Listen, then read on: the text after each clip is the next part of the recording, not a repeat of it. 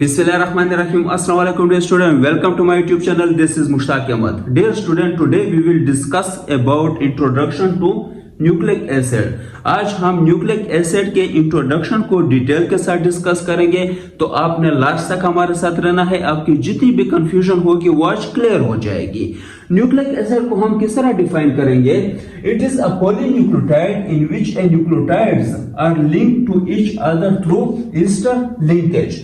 Dear student, जो nucleic acid है ये क्या है? एक पॉलीन्यूक्लियोटाइड है। क्लियर? पॉली मींस मैनी यानी बहुत, और न्यूक्लियोटाइड जो है ये सब यूनिट्स होते हैं किसके? न्यूक्लिक एसिड के। क्लियर? तो बहुत सारे न्यूक्लियोटाइड जो है वो आपस में मिलते हैं, वो क्या बनाते हैं? न्यूक्लिक एसिड बनाते हैं। अब यहां पर हमने एक और बात की, ईस्टर लिंकेज। डियर स्टूडेंट, ये बहुत सारे न्यूक्लियोटाइड जो है ये वापस में लिंक होते हैं, यानी कि बांड बनाते हैं। उस बांड को हम क्या नाम देते हैं? ईस्टर लिंकेज का। यहां पर हमने इसको किस तरह डिफाइन किया है?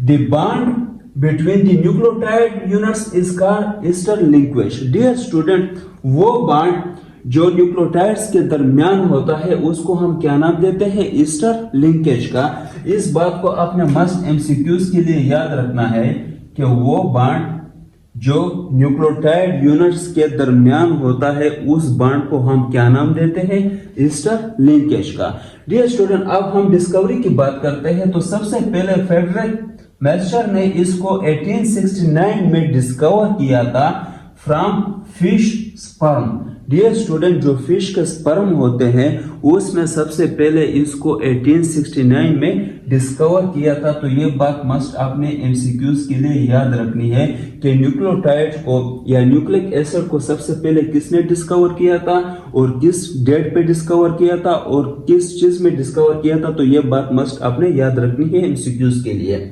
नेक्स्ट हम बात करते हैं नेमिंग की। डियर स्टूडेंट, जो न्यूक्लिक एसिड है इसमें आपको दो नाम नजर आएंगे।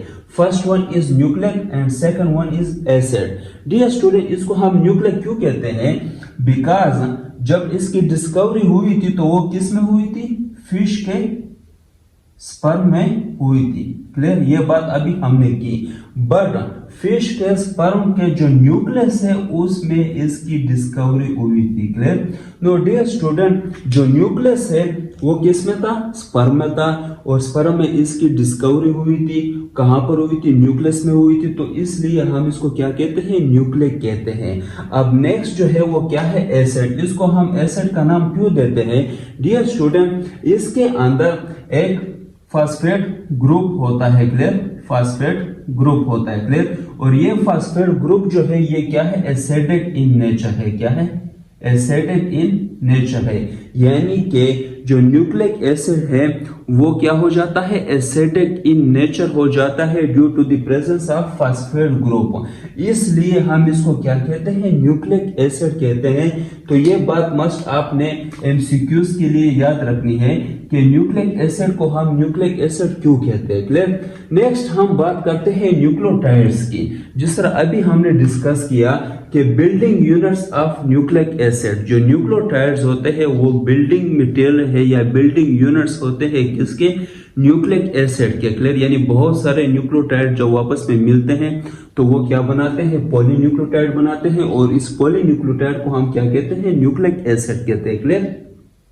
न्यूक्लियोटाइड ऑफ डीएनए, जो डीएनए के न्यूक्लियोटाइड है उसको हम क्या कहते हैं? डीऑक्सीराइबोन्यूक्लियोटाइड। उसको हम डीऑक्सीराइबोन्यूक्लियोटाइड कहते हैं। क्लियर? इसी तरह अगर हम न्यूक्लियोटाइड ऑफ आरएनए की बात करें तो इसको हम क्या कहेंगे? राइबोन्यूक्लियोटाइड। तो ये बात मस्ट आपने एमसीक्यूज के लिए याद रखनी है। क्लियर? नेक्स्ट अगर हम कंपोजिशन की बात करें कि न्यूक्लियोटाइड की कंपोजिशन क्या है, तो इसमें आपको तीन चीजें मिलेंगी। पहला नंबर पर आपको पेंटोज शुगर मिलेगा। क्लियर? और ये क्या है? 5 कार्बन शुगर है। क्लियर? 5 कार्बन शुगर होता है। क्लियर? नेक्स्ट आपको इसमें मिलेंगे क्या? Nitrogenous base. क्लियर? ये कार्बन और नाइट्रोजन के कंपाउंड होते हैं। क्लियर? रिंग की शक्ल में होते हैं। इसको हम आगे डिटेल के साथ डिस्कस करेंगे। थर्ड नंबर पर आपको इसमें क्या मिलेगा, फास्फेट ग्रुप। जिस तरह अभी हमने डिस्कस किया कि इसमें क्या प्रेजेंट होता है, फास्फेट ग्रुप होता है जो एसिडिक इन नेचर होता है और ये जो है न्यूक्लिक एसिड को एसिडिक बनाता है। क्लियर? नो डियर स्टूडेंट, अब हम बात करते हैं types of nitrogenous base in DNA and RNA.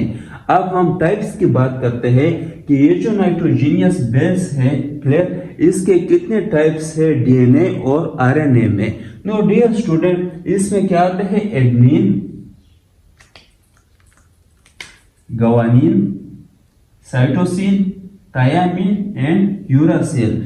Dear student, इसमें जो adenine, guanine, cytosine and thymine है, क्लियर, ये चार ग्रुप जो है ये किसके अंदर है, डीएनए के अंदर। क्या?